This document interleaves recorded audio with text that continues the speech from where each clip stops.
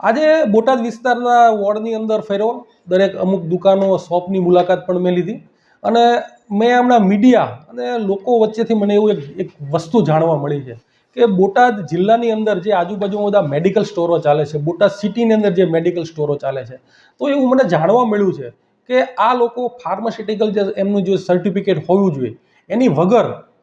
અન્ય માણસો રાખી અને આવા મેડિકલ સ્ટોરો ચલાવતા હોય એવું મારું ધ્યાનમાં આવ્યું છે. આના કારણે એવું બની શકે ઘણી વખત લોકોના આરોગ્ય સાથે પણ ચેડા થાય. તો મારી સરકારશ્રીને મેં ઉપર પણ રજૂઆત કરી છે અને દરેક જગ્યાએ જ્યાં રજૂઆત કરવાની મેં કરી છે તો તાત્કાલિક આ બાબતમાં યોગ્ય તપાસ કરવામાં આવે અને દરેક મેડિકલ સ્ટોરની અંદર ફાર્માસ્યુટિકલ